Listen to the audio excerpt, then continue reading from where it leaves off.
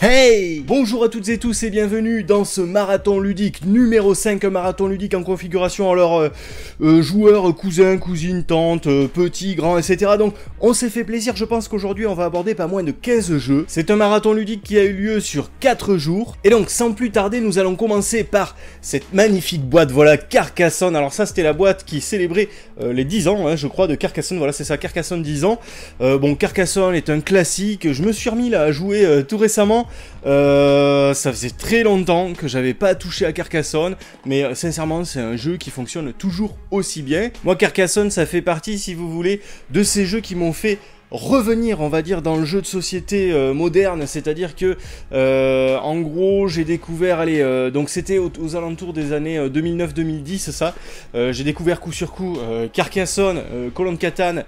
Et du coup, qu'est-ce qu'il y avait? Il y avait Small World. Et en vrai, on peut dire que c'est ces 3 jeux-là, Citadel également. C'est ces 4 jeux-là, voilà, avec Citadel, qui m'ont fait revenir dans le jeu de société. Donc, Carcassonne, vous posez des tuiles de jeu, vous constituez petit à petit le paysage de Carcassonne, avec ses routes, avec ses forts, avec ses abbayes, avec ses champs également. Et donc, il va falloir poser des tuiles, il va falloir poser également des partisans, hein, sous forme de petits meeples. Le meeple, c'est ça, hein, tout simplement, c'est la forme de cette boîte, voilà, c'est censé représenter un être humain.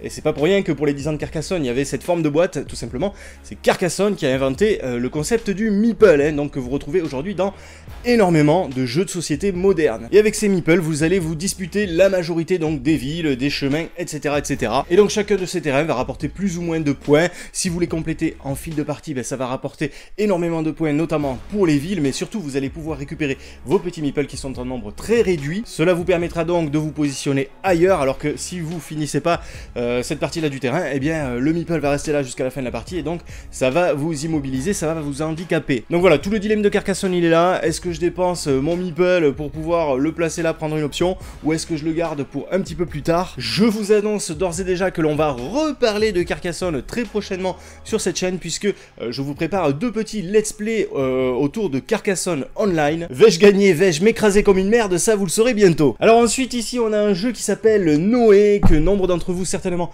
connaissent déjà. Alors Noé c'est un tout petit jeu, voilà, dans une boîte en fer. C'est un jeu qui est signé alors Bruno Catala et Ludovic Maublanc quand même.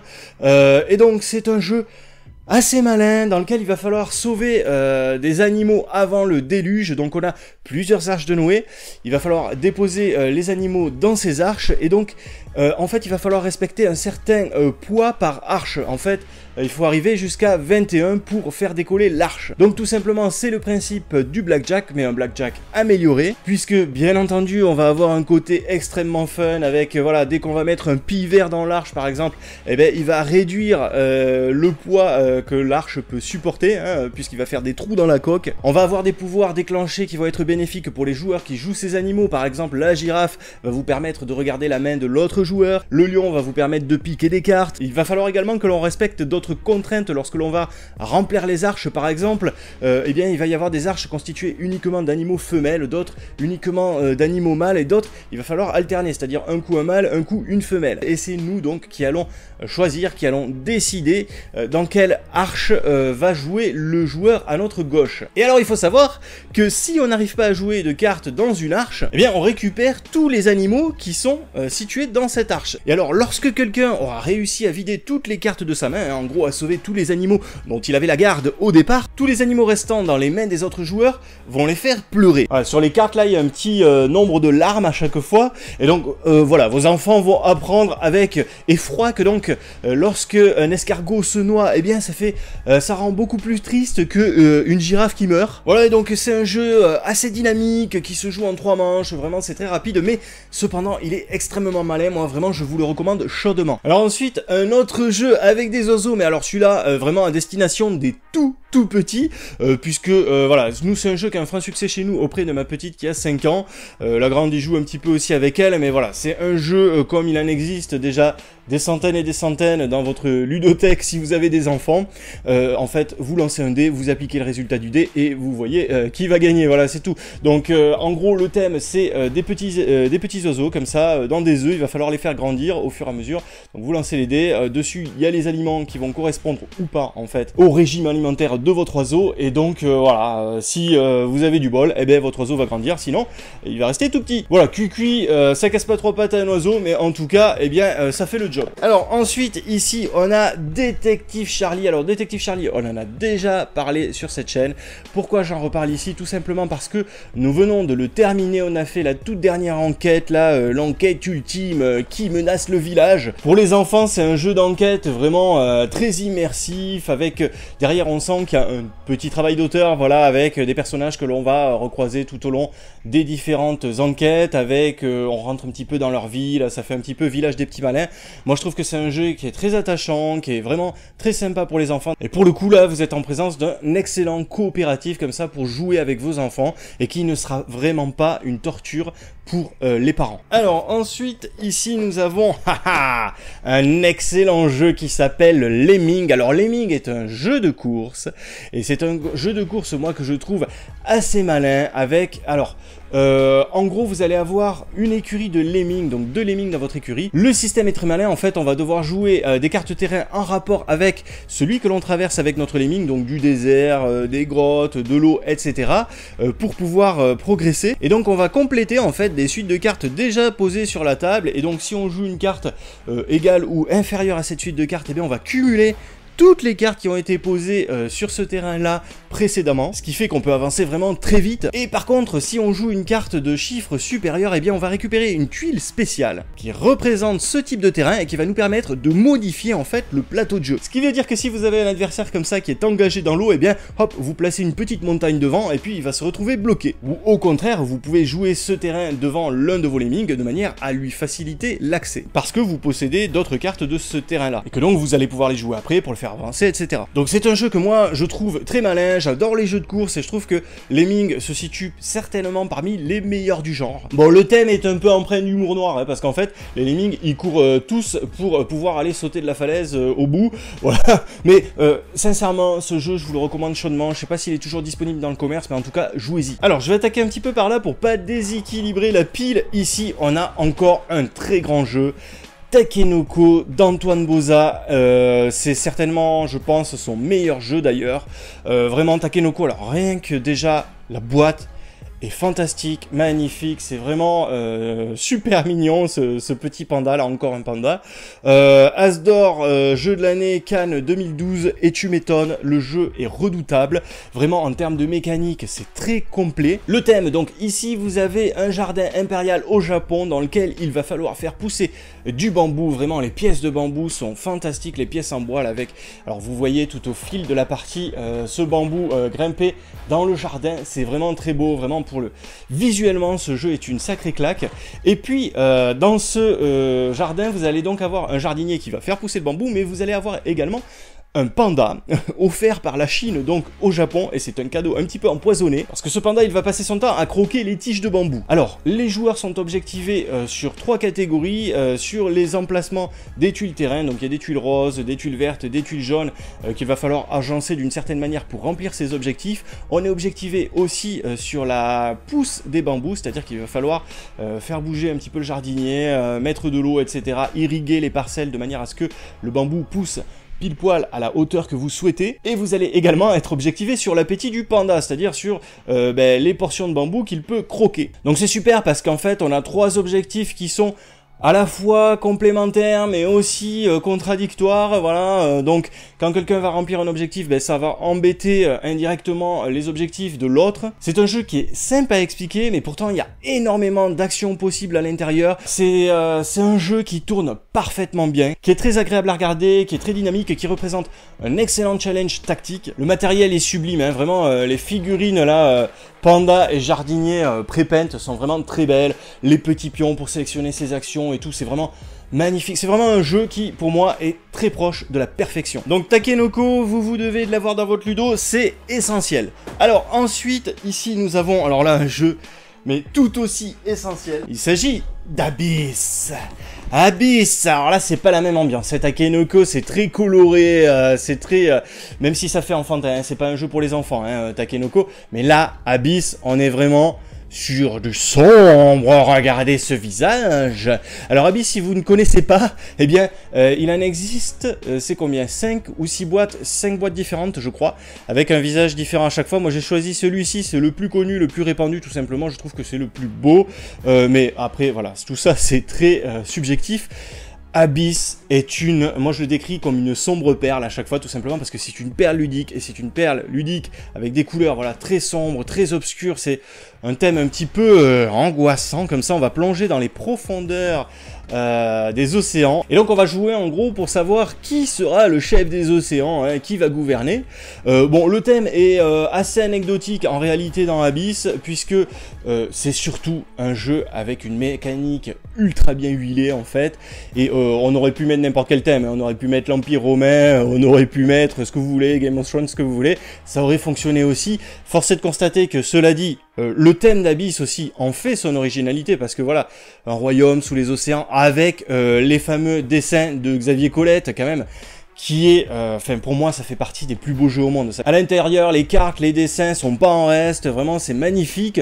Abyss est un jeu avec une mécanique mais aux petits oignons. Alors vous allez avoir plusieurs possibilités en fait, vous allez pouvoir explorer les profondeurs, donc là en gros c'est du stop ou encore, donc vous sortez comme ça des cartes, et puis vous proposez les cartes à l'achat pour vos adversaires, ils peuvent du coup renflouer un petit peu votre compte en banque parce que ils vont vous payer vous, donc voilà en fait cette action d'exploration est valorisée, mais en plus donc vous allez également pouvoir participer à ces achats, même si vous êtes bien entendu incité à aller le plus loin possible, parce que si vous allez loin, eh bien vous aurez une petite récompense. En plus de ça, lorsque vous explorez, vous pouvez rencontrer des monstres qui vont vous permettre d'accroître là encore la possibilité de la récompense finale. Donc là on est vraiment sur du stop ou encore, mais vraiment magnifié, hein, vraiment voilà, j'aurais pas cru moi quand j'ai découvert Abyss en fait tomber sur un jeu de stop ou encore qui me plaise autant. Mais voilà, le jeu ne s'arrête pas là. Après vous pouvez également récupérer en fait par opportunisme toutes les cartes dont les autres n'ont pas voulu lors de ces phases de stop ou encore. L'opportunisme a vraiment une très grande place dans ce jeu. Ensuite vous allez pouvoir acheter des seigneurs, donc avec les cartes que vous avez achetées précédemment.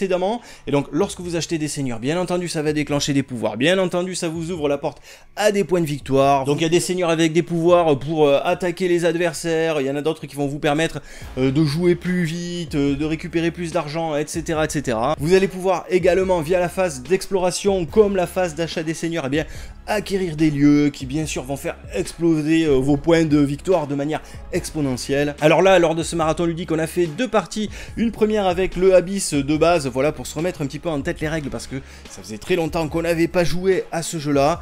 Vraiment, c'est un jeu voilà, qui est toujours autant au top. Et on a fait une seconde partie derrière en y intégrant l'extension Kraken, donc qui permet de jouer avec une monnaie corrompue, voilà, qui permet de jouer également avec des alliés un petit peu dangereux, les Kraken, qui permet aussi de rajouter des lieux avec des trésors, donc une phase d'exploration, de stop ou encore supplémentaire. Donc voilà, si vous aimez les jeux qui tournent bien, les beaux jeux, voilà, Abyss, c'est une évidence. Alors ensuite, on a également fait 2 parties sur ce jeu-là, Abracadaqua, la boîte est à l'envers, pardon.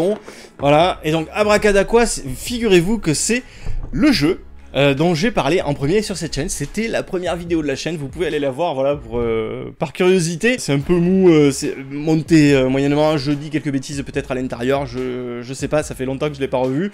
Mais voilà, Abracadaqua est un excellent party game, c'est un jeu dans lequel en fait on va jouer donc des sorciers qui sont un petit peu en première année de Poudlard, c'est-à-dire qu'ils maîtrisent pas totalement leur sort, ils savent même pas vraiment quel sort ils maîtrisent, et pour cause, puisque on va jouer à l'aveugle en fait dans Abracadaqua, le nom est bien choisi.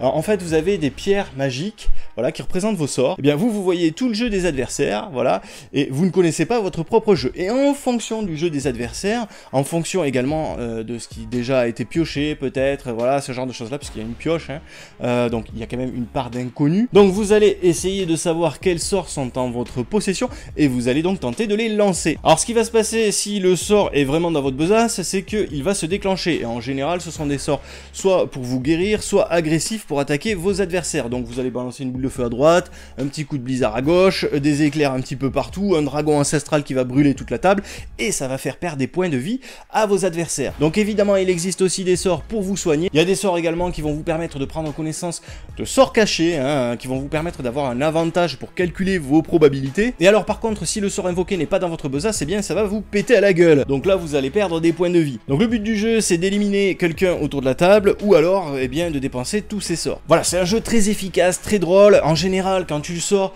ben, les parties s'enchaînent parce qu'en plus c'est rapide, c'est dynamique, puis on a envie de s'améliorer. Et c'est un jeu très accessible, facile à expliquer. Tu peux y jouer rapidement avec des enfants à partir de, allez, 6-7 ans. Les enfants commencent à comprendre. Et même s'ils sont peut-être pas capables de comprendre que, voilà, ils peuvent interpréter certains mots, certains gestes de gens autour de la table. Peut-être que, voilà, il y a une partie de bluff aussi dans Abracadaqua, hein, voilà. Quand quelqu'un tire une truc comme ça, tu vois, histoire de faire croire que oh c'est pas possible, je vais encore morfler pour faire croire que le joueur à ta gauche a des boules de feu parce que les boules de feu tirent à droite, alors qu'en fait il a rien dans son jeu. Voilà, il y a tout un tas de petites subtilités comme ça que les enfants, bien sûr, n'appréhendent pas, les jeunes enfants, mais voilà, vous pouvez les initier assez tôt à ce jeu-là, et entre adultes, c'est énorme. Franchement, tu sors Abracadaqua à l'apéro, c'est nickel. Alors ensuite, ici, on a un jeu à deux, voilà, Santorini, un jeu à deux qui prend de la place, quand même. Santorini, alors, moi, je ne comprends pas l'engouement autour de ce jeu, sincèrement, si ce n'est pour le matériel, voilà. Alors vous voyez que c'est très beau, vraiment, là-dessus, il n'y a rien à dire, vraiment, voilà, c'est magnifique. On construit ces bâtisses comme ça, là, ces fameuses bâtisses avec un style très grec, avec le toit bleu, etc. Donc, qu'on peut admirer effectivement sur l'île de Santorin. Les figurines sont très belles, elles aussi, c'est un magnifique plateau, vraiment. Mais alors, par contre, moi... je suis pas fou, voilà, de ce système de jeu. Alors, pour vous dire, j'ai pas testé la variante, donc je vais vous parler juste du jeu de base. Le jeu de base, pour moi, voilà, ça fait trop penser aux échecs, aux jeux de dames, etc. Voilà, c'est violent, hein, je pense, pour ceux qui aiment bien Santorini. Mais voilà, c'est trop statique. C'est pas le genre de jeu qui me parle, vraiment, je m'ennuie, je me fais chier au bout de 2 tours de jeu. Alors, c'est vrai qu'il est très beau. Et c'est pour ça que je l'ai acheté, parce que, voilà, je vais pas vous mentir, hein, je savais pas ce que j'allais acheter, vous le savez, moi j'achète les jeux un petit peu comme ça, voilà, parce que je trouve que le jeu est beau, parce que le thème me plaît un petit peu, mais je connais pas forcément la mécanique quand j'achète, et c'est pour ça que je trouve important de vous en parler un petit peu ici, mais voilà, en gros, vous avez 2 pions chacun. Vous avancez, à chaque fois que vous avancez, vous bâtissez, que vous pouvez monter des étages pour bâtir des étages un petit peu plus hauts. Et puis, en gros, le but du jeu, ça va être d'arriver à monter l'un de ces pions sur le 3e étage. Mais, bien sûr, votre adversaire va essayer de bloquer ces 3e étages en y apposant le fameux dôme bleu de ces magnifiques bâtiments. Mais voilà, moi, je trouve pas ça passionnant. C'est très très beau, ça, y a rien à redire dessus. Et je vous dis, moi, c'est pour ça que je l'ai acheté. Je pense pas le garder, je vais voir avec mon épouse parce que elle aime un petit peu plus ce genre de jeu. Mais perso, en plus, il prend de la place. Pour un jeu à deux, voilà, il prend de la place pour pas grand chose. À la limite, quitte à avoir un jeu qui prend de la place, je préfère investir dans un wargame. Hein, voilà. je préfère par exemple jouer à un 1775 Révolution américaine. Non, voilà, Santorini, moi, ça me fait pas rêver. Alors ensuite, alors là par contre, vous voyez, un jeu que j'avais, encore un panda. Vous voyez, on a parlé de panda. Alors il y avait Noé, il y avait Takenoko. Aujourd'hui, c'est vraiment la période des pandas. Zoloreto, un jeu mais qui végète dans ma ludothèque depuis des années, mais vraiment des années, et je sais pas, j'ai jamais eu vraiment envie de l'ouvrir. On m'avait vraiment pas décrit à quoi ressemblait la mécanique. Apparemment ça colle avec le jeu, c'est Coloretto je crois, je sais plus, enfin un jeu auquel j'ai pas joué mais qui apparemment est assez pratiqué, assez culte, je crois que c'est Coloretto, hein, c'est ça, je sais plus, je vais dire une connerie mais dites-le en commentaire, c'est pas très grave, voilà. Et donc je me suis dit, ouais, Coloretto là, c'est Coloretto, putain, j'espère que c'est vraiment Coloretto, hein, parce que sinon, eh ben c'est un jeu de cartes, je sais pas, les cartes avaient pas l'air très jolies et tout là, c'était, même si voilà dessus c'était des caméléons, et j'aime bien les caméléons, c'était mon animal préféré quand j'étais petit, sachez-le, voilà, vous en foutez, mais bon c'est pas grave. Je me suis dit, tiens, ce jeu là, Zoloreto, c'est vrai on m'en avait parlé, dedans il y a plus d'animaux, etc. Et apparemment il fallait construire son zoo, et c'est exactement ça, donc c'est un jeu dans lequel on va construire son zoo. Et c'est un jeu de placement, un jeu avec des tuiles, avec du placement, etc. En gros, vous avez des camions au centre de la table, et donc à chaque tour de jeu, eh bien, vous allez avoir le choix entre remplir ces camions, en fait, tout simplement, rajouter un animal, une boutique, de l'argent dans ces camions, ou alors choisir de vous accaparer l'un de ces camions. Donc il est assez redoutable parce que là aussi, il y a un peu du stop ou encore, voilà, est-ce que je prends le camion maintenant parce qu'il y a vraiment les choses qui m'intéressent. Est-ce que j'attends qu'ils se remplissent un peu plus, mais au risque que l'un des adversaires se l'approprie. Ensuite, une fois qu'on a récupéré nos camions, en fait, eh bien, on va pouvoir placer les animaux qui sont à l'intérieur dans le zoo. Et donc là, bien sûr, va falloir optimiser l'emplacement, le mettre dans le bon enclos. Donc, bien entendu, on va essayer de remplir ces enclos. C'est ça qui va nous permettre derrière de gagner de l'argent, de gagner des points de victoire. On va avoir également les boutiques qui vont nous permettre de rattraper un petit peu le coup si les enclos ne sont pas totalement remplis. Va falloir éviter aussi de s'accaparer trop de choses parce que tout ce qui est en trop, en fait, va nous coûter des points en fin de partie, mais entre temps, on va pouvoir mettre à la vente, en fait, ces tuiles en trop pour que les adversaires qui en ont besoin puissent les acheter. Et donc, on va pouvoir s'enrichir. Enfin, voilà, il y a plein de trucs à réfléchir dans Zoloreto, et malgré tout, c'est un jeu qui reste accessible. Là, je vois 8 ans et plus, mais voilà, ma fille qui a 7 ans, elle y joue, il n'y a pas de problème, elle a compris le principe. Alors, pareil, il y a bien évidemment des subtilités que certainement elle ne saisit pas.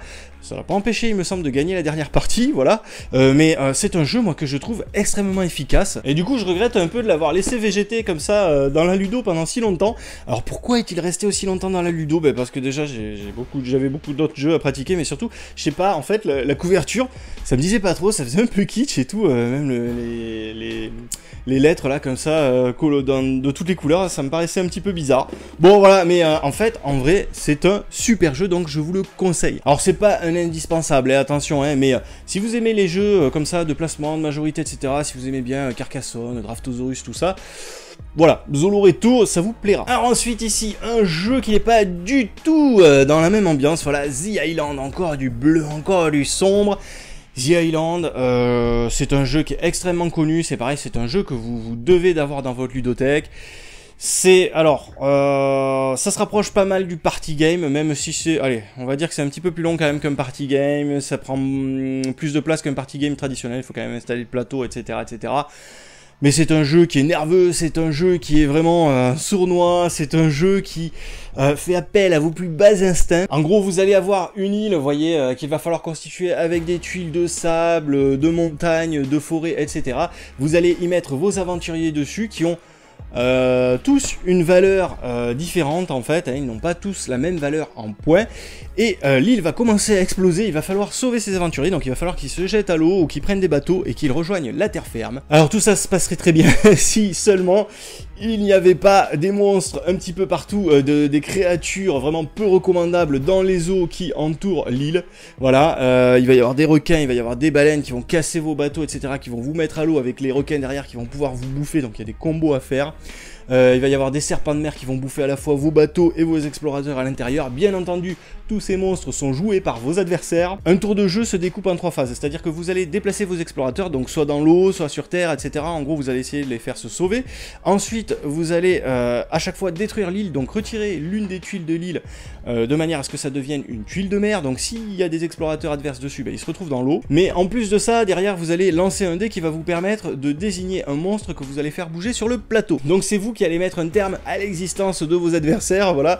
Donc c'est un jeu très méchant, très sournois. Donc dedans, il y a des petits meeples requins, voilà, il y a des petits meeples baleines, il y a des serpents de mer et tout ça. Les textures de l'île sont pas terribles en termes de design. On s'en fout, c'est un pur défouloir. Vraiment, The Island, si vous aimez les jeux comme ça, méchants, défouloirs, rapides, instinctifs, dynamiques, foncez, The Island, c'est vraiment un des meilleurs jeux de ma ludothèque à mon avis. Alors ici, encore un jeu de placement, Vikings. Alors on pourrait penser avec un thème comme ça que ça va être un jeu bourrin, mais non, ça n'a rien à voir avec un Blood Rage par exemple, voilà.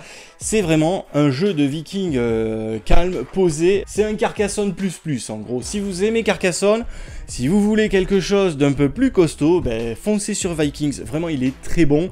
En gros, vous allez avoir une première phase d'enchère avec des lots tuiles meeple à vendre. C'est-à-dire que, en gros, vous allez acheter à la fois une tuile avec une surface d'île, voilà, avec un élément de décor, et également le meeple avec une certaine couleur et donc un certain métier, un certain usage. Et donc je vais pas rentrer dans le détail des règles d'achat ici, mais en gros, eh bien, si vous attendez assez, il y a des chances que le prix baisse. Si vous voulez vraiment un lot tuile meeple, faut foncer dessus, faut mettre le prix, voilà.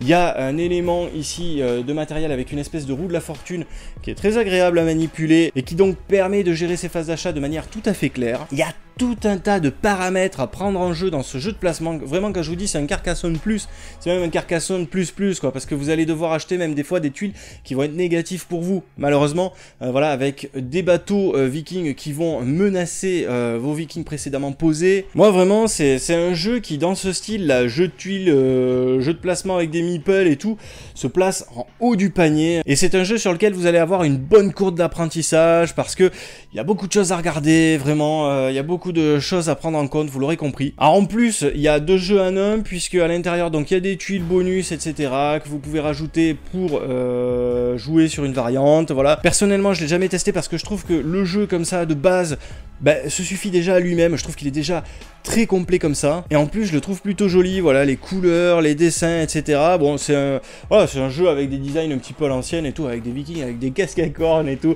Dedans on parle de dracars, voilà. Bon, vous allez voir la vidéo sur Vikings sur la chaîne si vous voulez en savoir plus là-dessus, mais vraiment moi c'est un jeu que j'aime bien. Alors ici c'est pas du tout le même style, Tales of Arabian Night. Alors là on est vraiment sur l'anti-Vikings pour le coup.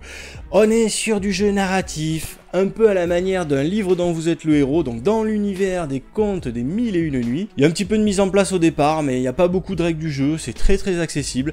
Ça peut durer un petit peu longtemps, voilà, hein, faut compter à peu près, moi je dirais 60 minutes par joueur, donc si vous jouez à 3-4 de suite, ça va être un jeu qui va traîner un petit peu.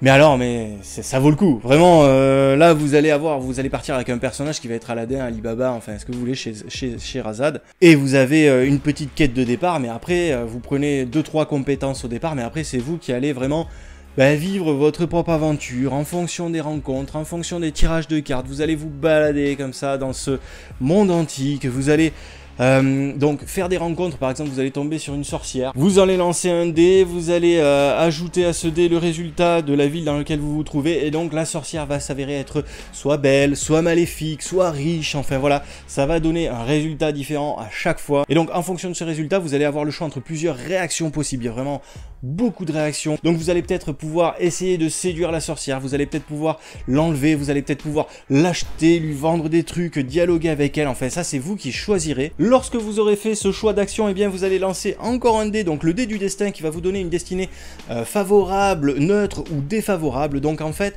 à chaque fois que vous faites un choix, en fait, vous avez encore 3 possibilités différentes de paragraphes. Donc dans ce paragraphe, à la manière d'un livre dont vous êtes le héros, vous aurez peut-être des choix à faire, vous aurez peut-être des compétences à utiliser, des compétences qui peuvent évoluer d'ailleurs de talentueuse à magistrale, etc. etc. Vous allez peut-être récupérer des statuts positifs ou négatifs, vous allez peut-être finir blessé en prison, vous allez peut-être vous marier, vous allez peut-être changer de sexe, enfin voilà, il y a tout un tas de choses. Vraiment ce jeu est très riche. Là c'est vraiment tout un monde d'aventure qui s'ouvre à vous quand vous ouvrez cette boîte. Alors je vous montre un petit peu le dos, même si on voit pas beaucoup, mais les dessins sont somptueux. Alors vous allez rencontrer des monstres, vous allez vivre des aventures vraiment palpitantes. C'est un jeu qui peut être très drôle également. Vous avez ici une carte, magnifique carte sur laquelle vous allez vous déplacer tout au long de la partie.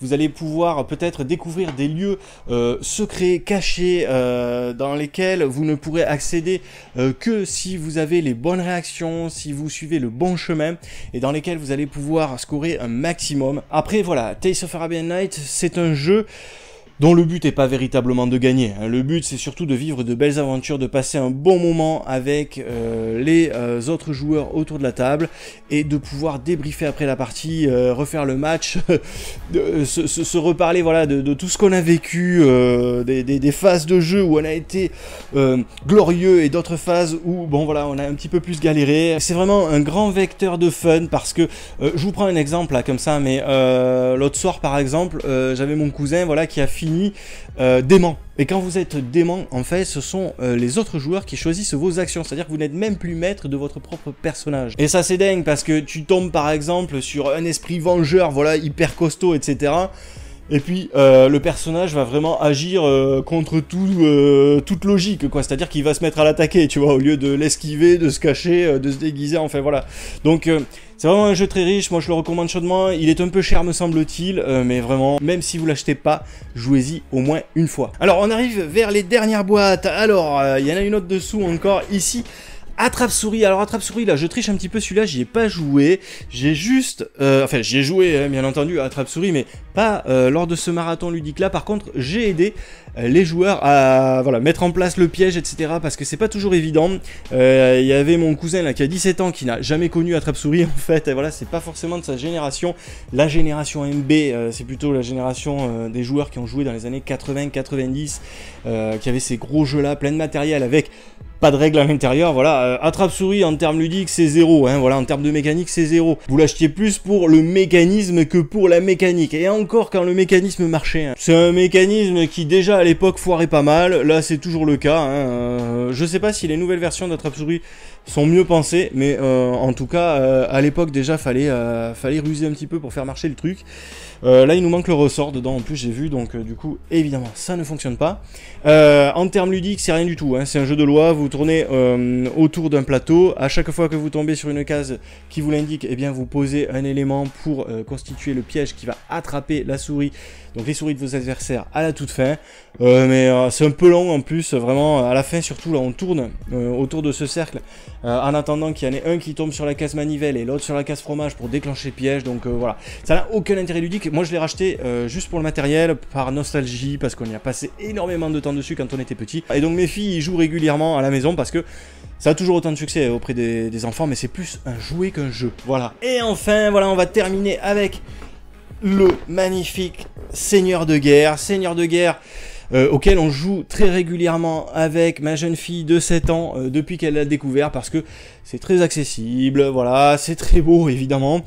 Entre temps on a recollé un petit peu les pièces qui étaient un petit peu cassées et tout, donc il a un petit peu plus de gueule que ce que vous aviez pu voir dans la vidéo à l'époque. Alors pour ceux qui connaissent pas Seigneur de guerre, c'est quoi? Ben, Seigneur de guerre tout simplement est au Wargame ce que HeroQuest était au jeu de rôle plateau, voilà, à l'époque bénie des années 90, et donc c'est un jeu grandiose qui prend beaucoup de place, avec plus de 100 figurines à l'intérieur, des figurines citadelles, donc les mêmes que dans HeroQuest, voilà, et donc il y a des monteurs de loups, il y a des orques, il y a un énorme ogre, il y a des canons, il y a des arbalétriers, des archers, des chevaliers qui sont magnifiques, voilà. Seigneur de guerre, c'est un petit peu le symbole de ces années 90 en termes de jeu de plateau, quoi, le symbole MB avec voilà, une orgie de matériel à l'intérieur, et là pour le coup par contre il y a des règles intéressantes. Alors attendez, hop, je vous montre, hop, pour les rares qui n'ont jamais eu voilà, l'occasion de voir à quoi ressemblait Seigneur de guerre, c'est gigantesque, hein, c'est pas un plateau de jeu là, hein, c'est un tapis de jeu, ça vous prend toute la pièce, voilà, c'est vraiment très très grand. Il y a de magnifiques figurines à l'intérieur, voilà, alors des groupes de figurines là pour le coup, on est en présence quand même d'un wargame massif, voilà. Alors après moi il m'est arrivé une aventure pas trop sympa quand même avec Seigneur de guerre dernièrement, je vais vous expliquer, voilà. Donc on joue par terre hein, à Seigneur de guerre parce qu'on n'a pas de table assez grande, voilà, comme c'est souvent le cas. Donc on a mis ça par terre, on avait donc nos figurines au sol, et donc au fur et à mesure qu'on en détruisait, on les mettait dans la boîte, voilà. Et là, je sais pas ce qui lui a pris, j'ai ma toute petite là qui a 5 ans, qui s'est mise à courir à travers la pièce, et à me faire un espèce de saut en longueur dans la boîte de Seigneur de guerre, non mais sérieux quoi, avec les figurines à l'intérieur et tout, donc... Elle m'a écrasé tout ça, voilà, elle m'a écrasé tout ça, et alors je sais pas comment ça en est sorti, vraiment, ça s'est plutôt bien passé quoi, parce que y a qu'une seule figurine dont le socle est cassé, en fait un socle de groupe de figurines qui s'est cassé en deux, et le reste a plutôt bien subi le choc, mais alors... c'est quand même, voilà, c'est une petite qui fait plus de 20 kilos, voilà, donc je vous dis pas, hein, le saut en longueur, là je l'ai vu au ralenti, courir à travers la pièce, sauter dans la boîte de jeu avec les figurines à l'intérieur et tout, mais... J'ai gardé un calme olympien, non je déconne, elle a morflé quoi. Vraiment, j'ai gueulé, mais comme un putois, mais franchement, là j'ai pas compris, je vous jure, j'ai pas compris le truc. Ouais, c'est un jeu qui fait toujours autant d'effets sur les enfants, même moi ça me dérange pas, voilà, de me faire une petite partie de Seigneur de guerre avec ma gosse. Maintenant, voilà, il y a un petit truc dedans quand même que moi je lui reproche. C'est le fameux tirage de cartes, c'est-à-dire que, mais ça je pense que vous êtes nombreux à l'avoir noté, en gros vous pouvez passer par exemple tout le début de partie sans jouer, c'est-à-dire que comme c'est les cartes en fait qui attribuent le tour de jeu, par exemple, eh bien ça va être votre adversaire qui va jouer les, allez on va dire les 5 premiers tours, il va se contenter d'avancer, et donc du coup il ne sera pas au contact, et vous après par exemple si vous chopez 5 cartes et que vous êtes déjà au contact, eh bien c'est vous qui allez lui tataner la gueule, donc là bien entendu qu'il va... le vivre un petit peu mal, voilà. Donc ce que je préconise, c'est la variante toute simple, hein, qui est assez connue d'ailleurs sur Seigneur de Guerre, c'est-à-dire chacun fait sa pioche avec son tas de cartes, et on pioche chacun son tour, et c'est beaucoup plus logique en fait de faire comme ça. Voilà, j'espère que ce marathon ludique numéro 5 vous aura plu, qu'il vous aura donné des idées de jeu en tout cas, hein, c'est toujours ça un petit peu le principe de cette émission, voilà, et puis de vous faire rentrer un petit peu aussi dans mon quotidien ludique, voilà, hein, quand j'ai l'occasion comme ça d'enchaîner plein de jeux, et que j'ai du monde aussi hein, pour le faire, hein, parce que voilà, on le fait, il n'y a pas de raison, et donc j'essaye de vous faire partager un petit peu ces moments-là. En attendant de nous retrouver pour une prochaine vidéo, je vous dis à bientôt, et n'oubliez pas entre-temps de mettre les pions sur la table.